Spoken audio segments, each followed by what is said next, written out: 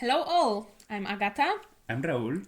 and this is the first episode of Sci-why. Now, for this, our very first episode, the first thing we will ask you is to be patient, because this is the first time that we record such a thing. And we are totally new to it, and probably it's going to sound a bit strange, and we might make some weird pauses, but hopefully we will figure out how to get our vibe going on. Yeah, because mostly this is like, we have few notes, but it's mostly without script. So, we'll see. We will probably abuse the catchphrases. And this is going to be mostly podcast about science, but done in a fun way, hopefully. Yeah, I mean, I expect that I will not bore you too much. And I will try to make sure that you will understand what he's talking about. Although sometimes it's a little bit difficult because he's the smart one and the average people like me and probably you don't always have the knowledge that people like Raul have. Yeah, but I don't think that is so much that science is hard, but it's not properly explained. Or maybe that no one explained to you the cool, flashy things that will actually catch your attention and make you interested in all these topics that we hope that we will cover in coming episodes, if this goes well. So just to make everyone aware, Raul is the smart one, he's an engineer, he is a chemist and a biotechnologist, I guess. Yeah, and in the first try. And I'm not. So I'm going to quote the internet here, where probably if you've been around for quite a long time around the internet, you probably heard of this idea that someone, God knows who, gave to put regular average people on Olympics. And that's just to show us how regular people are worse than the Olympians at like running or throwing things. Feels totally an internet thing, something Yeah. that the internet would do. But I do think that if we have an average person competing with Olympic athletes, we would have more idea on how amazing they are. Because if they are like, I can run 100 meters in 5 seconds, you are like, okay, compared to what, you know? And you would think that the last person that arrived is like totally lame, like Usain Bolt that he ran 5 kilometers in 2 seconds. And then imagine that there's Susan from accounting participating in the Olympics, and then you can be like, oh, I am the Susan. So I'm the Susan of science. At least you are not Janet. Ah, At least you are not Karen. I'm not Karen. So just to give you a bit of idea of our dynamics here. So now let's get to the topic. Okay. The topic of today. What will you teach me today? Well, I will teach you many things, but today will be basically why eating plastic is a bad idea unless you're a bacteria. Okay, I thought that eating plastic is generally bad idea, but And you would be right. good for bacteria, I think. Well, to begin with, you know that recycling plastic is hard, is difficult. But you know actually why. Well, if they're not doing it, then probably it means that it's expensive. Because of the monies. Yes, from Capitalism. what I know, which is probably not so much, it's cheaper to produce new plastic than to recycle.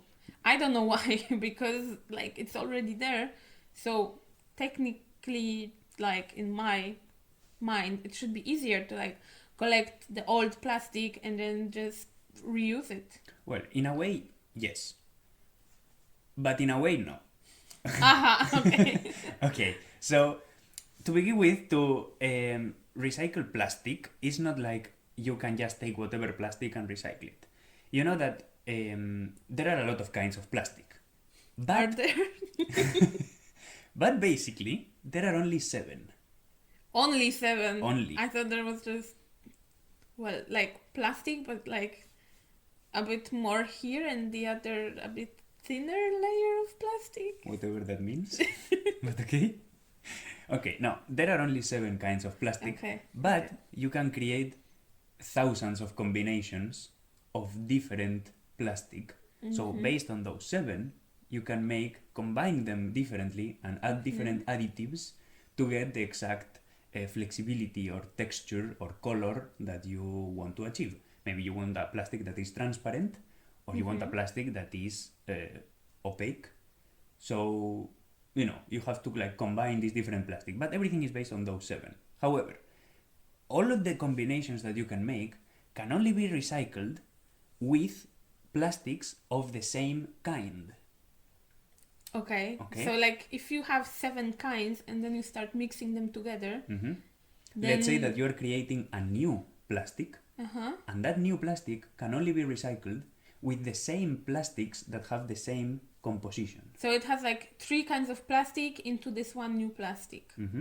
So, okay, that probably that explains why it would be difficult to like differentiate from all the other kinds. Yeah, so basically, let's say that you can only recycle plastics of the same kind. And then it comes the problem that it's really hard to classify them. Because no one told you what is in that composition of plastics. Probably they're like, it's the secret of our brand. Well, probably, because a lot of brands don't want to say what kind of plastic they are using, so others will not copy it. But also happens that, let's say that you can recycle it, okay? Which is a very big if, but okay.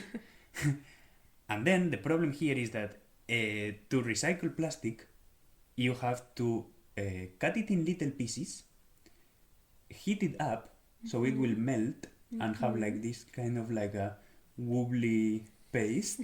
Okay. The fluid state. Yes. And the fluid state. Already learning. I know words. And then the problem here is when you want to fabricate something with that recycled plastic. Because each time that you recycle plastic and you heat it up, it will lose quality. Because you lose material, because the material will change the structure, and because since you are remixing it with other plastics, it will just lose properties. It will lose the qualities that it used to have in the original virgin material. Okay, so like, can we compare it with paper? That like, you have a nice paper that you can write on, and then when you recycle it, it turns into this gray That's exactly toilet paper. That's exactly it. That is no longer nice and white and fluffy. Yeah, because you lose material in the time, and the material will lose quality. No, kinda gets like worn out. Now, the thing is that to recycle plastic, to do all that process is very long, very complicated process, and that is why it's more expensive than creating virgin plastic. Because from virgin plastic you will have to process the petroleum anyway, and you will use all the derivatives of petroleum to create plastic, which is already being done, so it's already cheaper. Okay, but probably it's not cheaper for the environment. No, that's the problem here, that is because capitalism. Okay.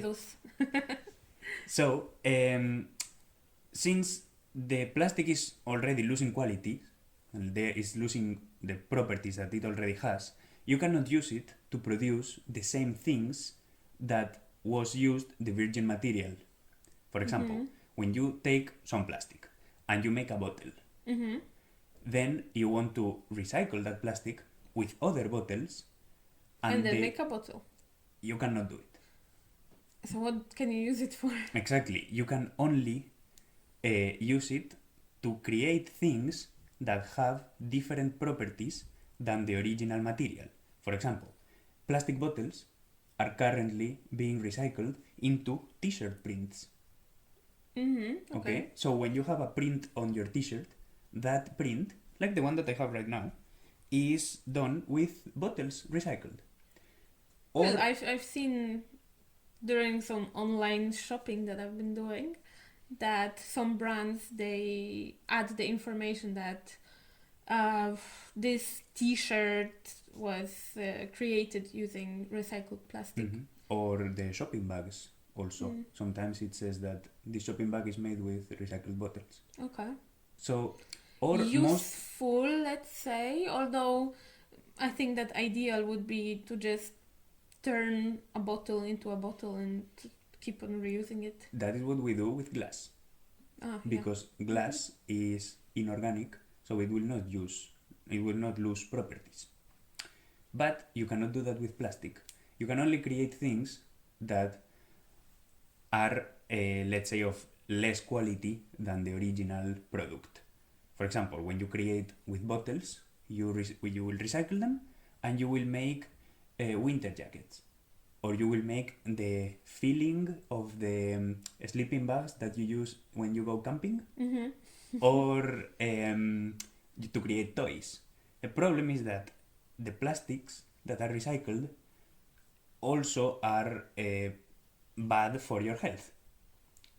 How? They can be bad for your health because the plastic does not have the good properties and the quality that had the virgin material. So it can lose material, it can lose little pieces that are little microfibers, but is enough to not be able to be used for the food industry, for example, or for the medical field, because recycled plastic can be dangerous to your health, so it cannot be used in food, in medicine field, or in electronics, which are the main three industries that use plastic. Electronics as well? How is it? Electronics, like the computer that we are using right now, or electronics like your phone, or we wouldn't be here, like the electronics wouldn't be where they are if it wasn't for plastic. For example, in satellites. Okay, but why can't we use recycled plastic for electronics? That's the problem, that electronics has very specific, very accurate properties that it needs, especially thermal, so the recycled plastic cannot hold it. You could do the same with ceramics, because ceramics are very good isolators of heat, but who wants a satellite made of ceramics? I don't think I want my phone to be ceramic, because when I drop it, that would be it. But it would be beautiful, a phone of ceramics. But would it work? Well, kinda. Well, so that's the problem of recycling plastics. However, fear not, do not despair, because we've been watching a lot of Downton Abbey, so that explains it. Yeah, now our vocabulary is much richer. It's perfectly splendid. See. So, that is the situation right now, but it is not that terrible as it sounds, because let me introduce you to Morgan Veig. I think it's pronounced like that.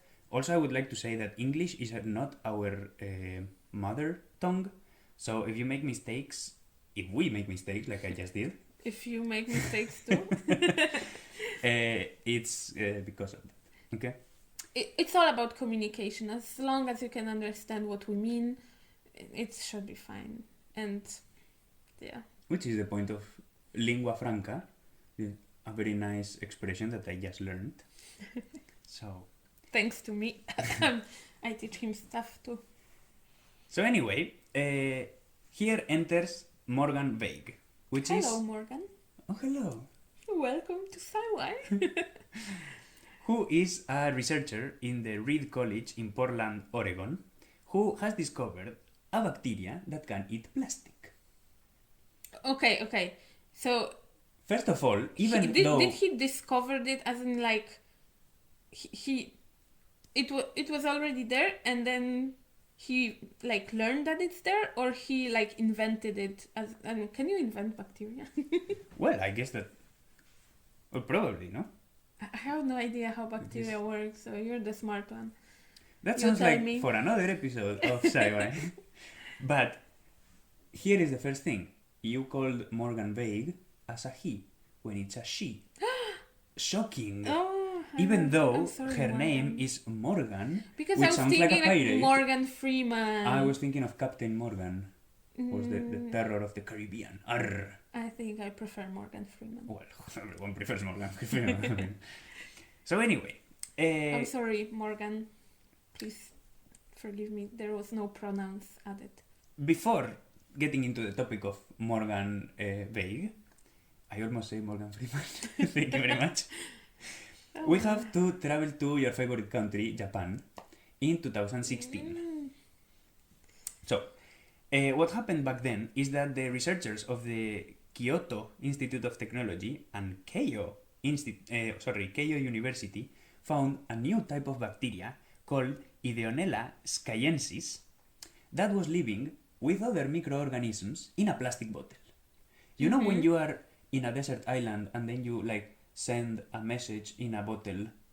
So it's the same. So like in this little island of plastic recycling, there were all these bacteria living together, including this Ideonella bacteria that is new. Okay. I mean, we didn't know that such bacteria ever existed, okay? And they were just living there inside of a plastic bottle. How is it possible? Well, they must have been eating the plastic bottle because there was no other source of food. Could it be possible that they were eating whatever was inside of the bottle? It could have been if the bottle was new, but the bottle was old. Okay. So the bottle, you could see that it was, how do you call it, like degraded already? No, it had pieces left, like Worn out. chunk, you know? Okay. So they did that in a process called mineralization, which obviously is the opposite of immobilization. Obviously. Okay. Mineralization is the process in which organic compounds, like polymers, which are plastic, Plastic. I know that. they become Not plastic. kinda. They become inorganic compounds, which are the salts and minerals that plant can use to grow. Aha. So we turn trash into food? yeah, very much like they do in Hollywood. So, what happened here is that when Morgan Vague learned about this research, Morgan Vague, I say Morgan Vague, but actually I refer to her team. Yeah, probably she had like a bunch of people with her. Well, with her, and she was a student. Oh, yeah, but I didn't mention. Doctorate student. No. She was a major in biology. Okay, girl. Yeah. She's hella young, and she was under the direction. Yeah, under the supervision of her teacher of the department, was called Professor J. Mellis. So, him with Morgan Vague, along other students, okay, what they did was, get into this research. They found it really interesting, and lucky for them, Morgan Vague lives in one of the most polluted cities in the US, Yay, finally! which is Finally, Houston, Texas. This was useful to have all the dirt around you. So in Houston, Texas, there is only in Houston they have 7 Superfund sites, which are places that are so polluted that the cleanup is a matter of national priority. Okay? Okay. So, what she was doing was taking samples of the ground and looking at the bacteria that were living there, because obviously they had to be feeding on something of the nutrients of the ground, right? Now, what she did, well, she and other students, of course, was to create a media in which the bacteria had no food. No possible food. Okay. You know that living things, like us humans, we take our energy from carbon. We love food. We love carbohydrates. All those fries and pizza. And chips. Ugh. Well, so carbon is the main source of energy for all living things. So, in a environment without carbon, these bacteria have to find their food somehow, somewhere. Okay? So that's what they did. They basically were playing around with these bacteria, trying to create this environment without food, without carbon. And then they force-fed them polyethylene terephthalate, aka PET, which is the most common plastic produced right now. It's so common, PET, that, well, it's the plastic that is used for water bottles, for the bottle of water. Bottle of water? And this PET plastic is so used that we are right now at a rate of 1 million bottles of water per minute used. Wow. Okay. Let me just change the topic a bit. Guys, don't buy water in bottle. Water. Don't buy water in plastic bottles. Just get a reusable bottle made of something else than plastic. I have one made of aluminum. And then just get Brita with filter. And probably in your city you can just drink tap water and nothing will happen. Yeah, and just filter the tap water and then put it in that reusable bottle, and then you can carry it with you wherever you go to stay hydrated, because it's important. But don't buy plastic bottles if you don't have to, because, well, as we are learning, they're not really being used for much. So at this rate of 1 million bottles of water per minute, it is calculated that in the year 2050 there will be more plastic in the oceans than fish. And there is a lot of fish. And there is a lot of fish. And the problem here is that the fish, because fish are not amongst the smartest of creatures, they will eat that plastic, and then we eat the fish, so the plastic will be inside us. So it is our problem. Okay. Now, and we are not bacteria, so we should not eat plastic. Now, all this process is actually more complicated, but Veig, basically what she did was to go to the shop, and this is true, she literally went to the shop, bought Nestlé water bottles, and force-fed the bacteria, hoping that they will eat it. Now, oh miraculous, they actually did, okay? And when they found that they did, they were bamboozled, and because there was no other source of food, so they were like, bro, this bacteria is actually eating, it's as if you are left alone in an empty room and then suddenly start chewing the carpet. Okay? So, which probably is also made of plastic. well, yes, by the way, it is.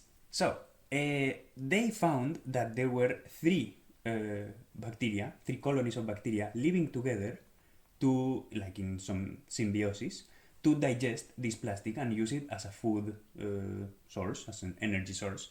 These bacteria are Pseudomonas putida, Bacillus cereus, and Pseudomonas morganensis, in honor of herself, because she discovered this, Morgan Veig discovered this new strand of bacteria. Beautiful names. Right? So, now, the thing that makes all of this possible is actually a very human process. Now, we humans turn carbohydrates, all those delicious carbohydrates that we all love, we turn them into food. We turn them from food into sugars. Always thinking about food. We turn them into sugars through an enzyme called lipase. And this touches me personally because, if you remember, I was doing my master thesis on lipase and other enzymes. I do remember. Yeah. I didn't really understand it. So, what is a lipase? Lipase is a kind of enzyme. Now, what is an enzyme? It's a kind of protein. Okay? I know that. Super. So, enzymes are the proteins that make the biological processes to happen, like a catalyst. So, when they discovered that these bacteria were eating plastic, they were so shocked because it's not something that living organisms can do. It's as if I have a very big piece of metal that I can twist and bend and heat, but I cannot break. That is the plastic. And then you come with your little scissors and you go cutting right through the metal that I couldn't break. Mm-hmm. Now the scissors are the lipase, and the metal is the plastic. Okay. So lipase, what it does basically is that it takes food and acts like scissors, cutting it into little bits that we can use. Mm-hmm. Okay? In the same way, like when you put food in your mouth, you don't swallow it right away. You chew it with your teeth, right? To make it into little pieces. And then in your stomach, lipase will cut it into even smaller pieces so we can digest them. And then they discovered that these bacteria were doing that exact same thing. So it was not a new process, it was something that was already happening in other organisms like humans. Okay, so they basically chew plastic. They literally chew plastic. More like they put plastic in a vase of acid and then it like melts, you know? So they were literally, these bacteria, eating the pet plastic. The thing here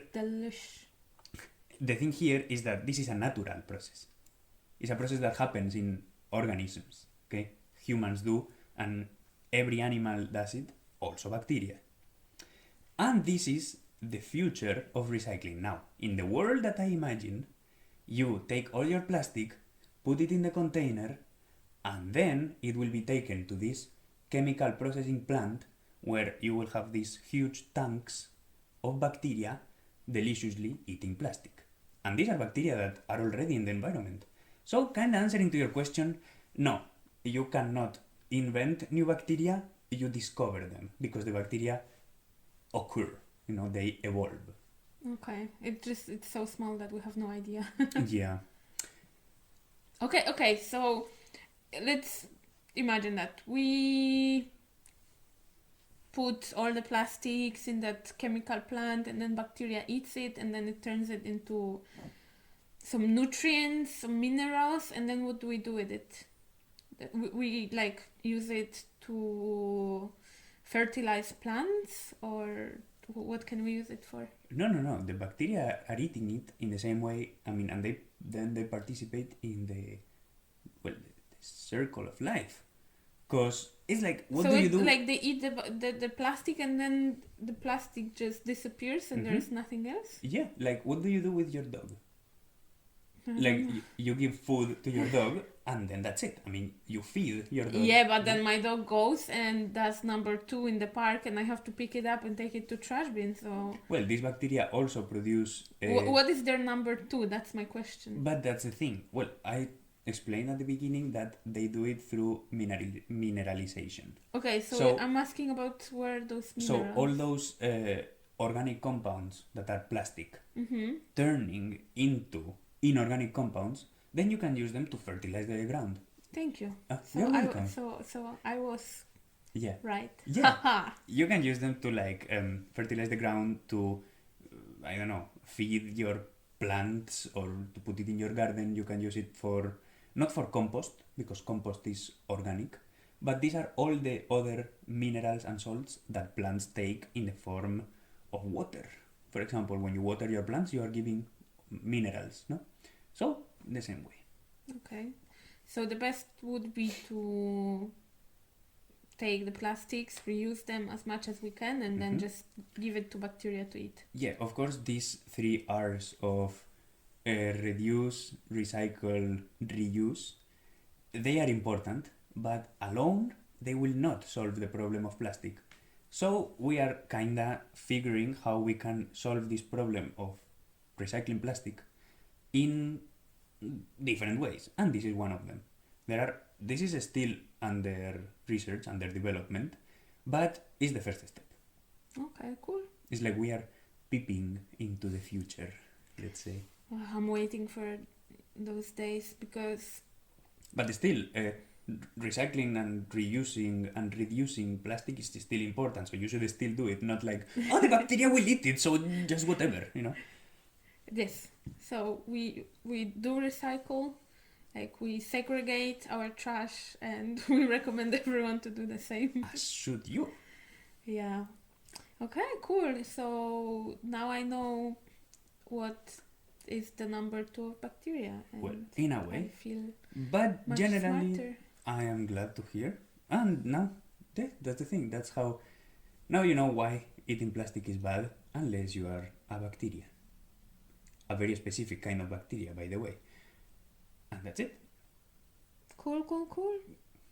Yeah, I guess that's it for today, and we will come back next week with more Sci-why.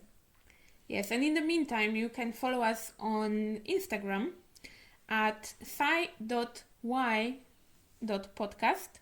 And feel free to send us some topics that maybe we should cover, or maybe give us some feedback and let us know what you thought. And that's it. And Dzięki pa.